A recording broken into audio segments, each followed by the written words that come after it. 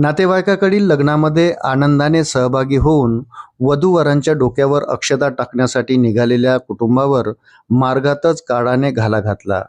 24 April रोजी नियोजित लग्नासाठी गुरुवारी सायंकाळी दुचाकीने निघालेल्या कुटुंबाला मालवाहू मोटारीने जोरदार धडक दिल्याची घटना वाशिम जिल्ह्यातील वाशिम मंगरुळपीर मार्गावर पारडी टाकमोर फाट्याजवळ घडली. या भीषण अपघातात आईवडिलासह मुलाचाही करुण अंत झाला. या दुर्घटनेमुळे आनंदावर विरजण पडले असून परिसरात शोककळा पसरली आहे.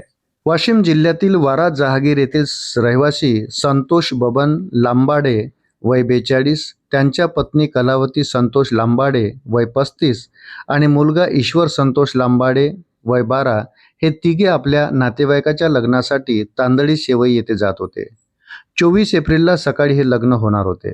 लग्नासाठी घरातून निघालेल्या या कुटुंबाचा प्रवास अर्ध्यावरच संपला.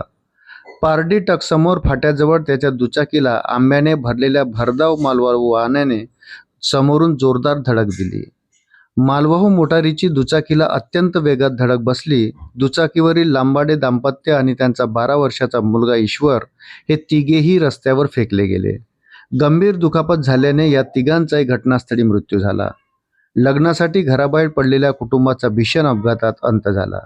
या घटनेची माहिती मिळताच पोलिसांनी घटनास्थळावर धाव घेतली.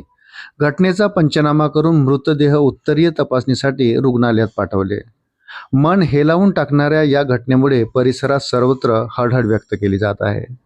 अशाच नवनवीन अपडेटसाठी व्हिडिओला लाईक आणि चॅनलला सबस्क्राईब जरूर करा. धन्यवाद.